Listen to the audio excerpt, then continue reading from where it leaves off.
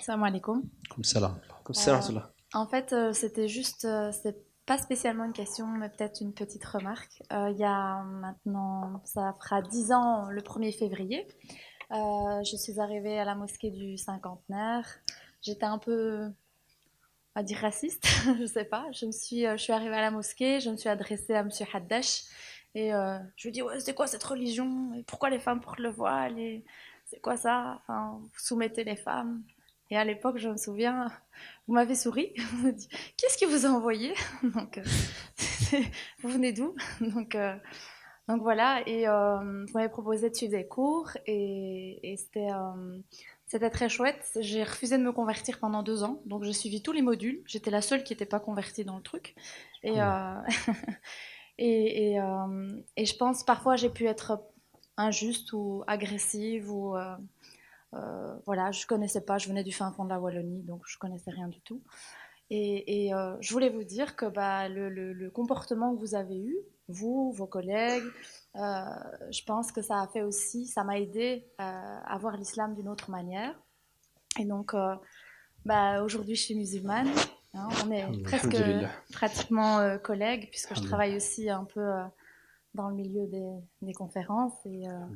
Et donc voilà, je voulais vous remercier. C'était un petit Jazakallah. témoignage puisqu'on parlait d'amour aujourd'hui et je pense que c'est vraiment important. Donc pour dire aussi que derrière le discours, il y a aussi des êtres humains et que ces êtres humains, ils sont pas que dans un discours théorique, ils sont aussi dans une pratique. Et en pratique, je peux témoigner que ben, j'ai été victime de cet amour fillah, en tout cas de cette volonté de bienveillance vis-à-vis de moi. Et c'est ce qui m'a aussi permis d'aimer l'islam. Et donc voilà, je voulais vous remercier et Barakallahu aussi vous fik. poser Jazakallah. peut-être une petite question. Alors Ben, très vite, hein. quels outils en fait on pourrait avoir sur le terrain, enfin comment faire pour donner la possibilité aux personnes de patienter ou en tout cas de réagir avec sagesse face à parfois ben, des agressions mais qui sont liées à l'ignorance, puisque moi-même j'ai été dans l'autre camp, entre guillemets, si on peut appeler ça comme ça, mais j'ai été de l'autre côté. Je sais ce qu'on peut ressentir quand on est ignorant et quand on ne sait pas, on a peur, et on peut parfois sembler agressif ou Vous injuste. savez, le métier de la da'wa ou parler de religion, moi je dis toujours, si tu es pas quelqu'un qui veut absolument du bien pour tout le monde, tu ne pourrais jamais de ta vie tenir dans la da'wa pendant des années.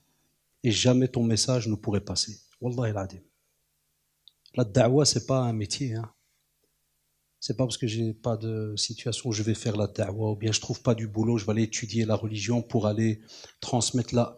C'est beaucoup plus profond. On recevait de tout. On a reçu des juifs, des chrétiens, on a reçu des gens qui vous disaient comme ça. Et imaginez la scène, qui viennent, qui rentrent, qui disent moi j'aime pas ta religion, mais je veux discuter. Wallah, imagine la scène. Tu pourrais dans ton propre centre lui dire au revoir. On va faire un tour au parc. En plus, il y a un parc là-bas en plus. Donc ça tombe bien, tu mens pas. Il pourrait aller faire un tour au parc. Là, c'est pour ça qu'on faisait notre possible pour. On reste humain. Il m'est arrivé des fois d'avoir des moments où on est fatigué ou ceci ou cela, mais alhamdoulilah, alhamdoulilah, c'est ce que j'ai perdu en quittant le centre et en allant vers l'enseignement. C'est un regret que j'ai dû en être témoin. C'est les conversions, parce que je sais ce que ça rapporte auprès d'Allah subhanahu wa ta'ala. J'ai une belle-mère reconvertie, j'ai un beau-fils reconverti. Je sais ce que c'est. Le bénéfice, comme l'a dit le prophète, si tu es la cause de la guidance de quelqu'un, c'est meilleur que cette fameuse marque de chameau un peu brunâtre, rougeâtre, Humr al-Nouham. C'est comme les Ferrari d'aujourd'hui ou bien un de ces modèles de dingue de voiture. Vous voyez, donc ça n'a pas de prix. Hein, ils les vendent même pas. Enfin, voilà, donc ça c'était les outils, comme demandait donc là sur les outils. Moi, je demande toujours à nos jeunes, s'il vous plaît, ayez, que ça soit même si vous êtes 5, 6, 7, n'attendez pas qu'il y ait une association, ayez des tables rondes entre vous. Ayez des jours, une fois, ne fût-ce qu'une fois par semaine, où vous bloquez, où c'est ce que nous on a fait. Wallah, pour rester des fois, pour tenir avec toutes les vagues qu'on a dû passer. Cette année, j'aime le dire parce que c'est comme ça, c'est plus de 25 ans que je fais des conférences. 25 ans. Donc il y a eu de ces vagues, il y a eu des tonnerres, il y a eu oui, il y a eu des tremblements de terre, tout ce que tu veux. Il y a eu des moments de plaisir, il y a eu de tout. Mais je dis toujours, ce qui nous a aidés, c'est qu'il y a chaque fois eu des petits comités où on se voyait, on se voyait, on se voyait. Faites déjà ça, voyez-vous entre vous. Eh bien, on aurait besoin, nous, de cela, de ce petit cercle de penseurs-là, même si on ne pourrait pas concrétiser des choses aujourd'hui, on pourrait les concrétiser peut-être dans 5 ans, 10 ans.